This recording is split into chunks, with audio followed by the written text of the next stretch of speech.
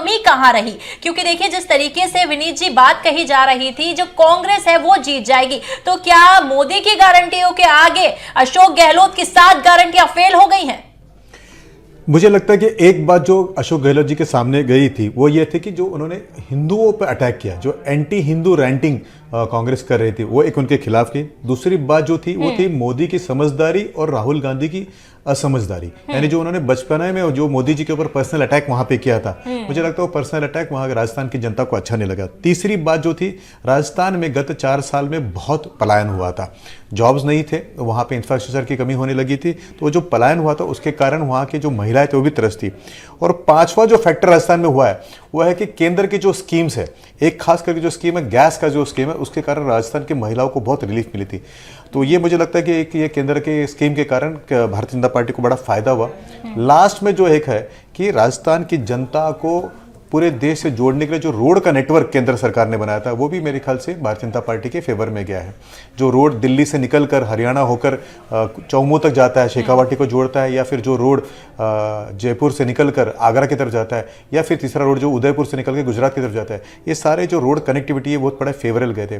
Trains की जो connectivity बढ़ी है वहाँ पे, जो ब्रॉड गेज बना है नवलगढ़ से लोहारू की तरफ जाने वाला रास्ता जो है, ये सब सारा जो है मुझे लगता है कि ये भारतीय जनता पार्टी के लिए फेवर वाला। सबसे बड़ा जो जिसको हम कहते हैं कि नेल इन द कॉफिन जो इन गहलोत जी के लिए वो था, महिलाओं का जो वहाँ पे अपमान हुआ है बार बार पिछले 2-3 साल में, वो अपमान जो महिलाओं का हुआ, जो चर्चा वहाँ पे हुई, दलितों ने का जो अपमान हुआ, वो उनके खिलाफ गया है। भविष्य की बात कर रहे थे, दिया कुमारी के भविष्य पर भी सबकी नजर रहेगी। गजेंद्र सिंह शेखावत हो, क्योंकि केंद्र से इनको लेकर के राज्य में लाया गया, और अब जब पूर्ण बहुमत में सरकार है तो कोई ऐसा लोड भी नहीं है कि वसुंधरा राजे कोई मुख्यमंत्री बनाना है या कोई किसी के द्वारा प्रेशराइज कर लिया जाएगा केंद्रीय नेतृत्व को। दिया कुमारी हो, गजेंद्र सिंह शेखावत हो, बाबा बालक नाथ हो, ये इस तरह के कुछ बड़े नाम हैं, इनका भविष्य आप किस रूप में देख रहे हैं? आप बिल्कुल, एक तो ये तय है कि जो मुख्यमंत्री का नाम जो होगा वो मेरे ख्याल से दिल्ली से जाएगा, निश्चित रूप से। तो दिल्ली से ही गजेंद्र सिंह शेखावत भी हैं, केंद्रीय जल शक्ति मंत्री रहे और पीएम मोदी के काफी खास माने जाते हैं। हालांकि देखिए पीएम मोदी अपना भरोसा दिया कुमारी पर भी जताते हैं, तो आपको क्या लगता है कि ये दोनों ऐसे चेहरे हो सकते हैं? क्योंकि दिया कुमारी को देखा जा सकता है इस तौर पर भी कि वो भी राज घराने से संबंध रखती हैं, उसी तरीके से क्या वसुंधरा राजे के लिए वो एक कड़ी टक्कर हो सकती है? नहीं, ये सभी लोग जो है वो अलग अलग संभाग से आते हैं, कोई मारवाड़ से आता है, कोई हड़ौती से आता है, कोई शेखावाटी से आते हैं, कोई मेवाड़ से आते हैं। तो मुझे लगता है कि इनका फायदा भारतीय जनता पार्टी लेगी और वो वहाँ के संभाग उस क्षेत्र को बढ़ाने के लिए करेंगे। यानी गजेंद्र जी आएंगे तो जोधपुर का इलाका जो उसको बढ़ाने की कोशिश करेंगे।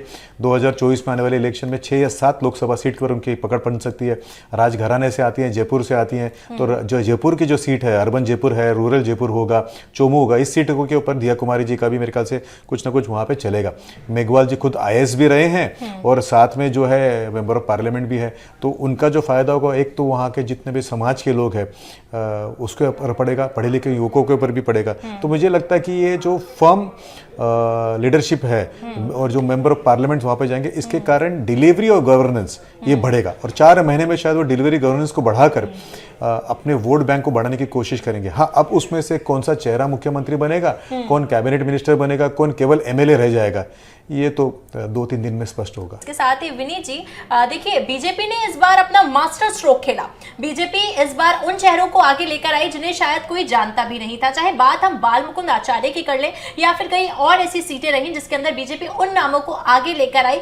यहाँ पर हिंदू वोटों को साधने की ज्यादातर कोशिश की गई, और अगर बात की जाए MPs की तो जो बीजेपी के MPs रहे उनको भी इस बार मैदान में उतार दिया गया। तो क्या कहीं ना कहीं क्या ये मास्टर स्ट्रोक काम किया है बीजेपी के लिए? नहीं, मुझे लगता है कि ओवरऑल 2 चीज़ होती है। एक होता है कि लोगों का परसेप्शन आपके बारे में, दूसरा आपका काम।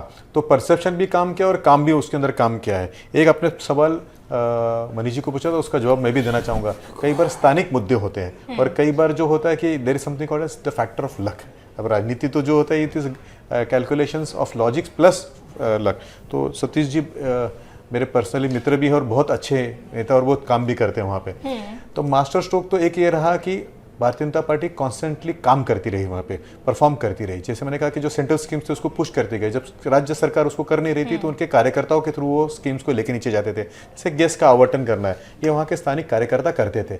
लेकिन जो एक मास्टर स्ट्रोक जो ये हुआ था वो खेला गया था राहुल गांधी जी से, जो उनके पल्ले में न आते हुए वो भारतीय जनता पार्टी के पल्ले में गए थे। जैसे मैंने कहा कि उन्होंने जो मोदी जी के ऊपर कटाक्ष लगाया था, वो कटाक्ष राजस्थान में उनके खिलाफ गया और मोदी जी के पक्ष में आया। दूसरी बात जो थी कि जो INDI अलायंस था, जो बार बार हिंदू एंटी हिंदू रैंटिंग कर रहा था, उसके कारण 3 प्रकार के हिंदू होते हैं जहां तक मुझे समझ में आता है। एक होता है जो वोकली हिंदुत्व की बात करता है, दूसरा जो होता है वो कभी कभार बात कर, और तीसरा होता है जो क्षुब्ध होता है कि कभी बात नहीं करता हिंदुत्व की, वो अपने घर में रहता है। वो जो क्षुब्ध वोटर था वो भी हर्ट हुआ है राजस्थान के अंदर, और वो बाहर निकल के आए। उन्होंने कहा कि आप मेरी अस्मिता पे हाथ डालने की कोशिश करें, तो मुझे लगता है वो हुआ।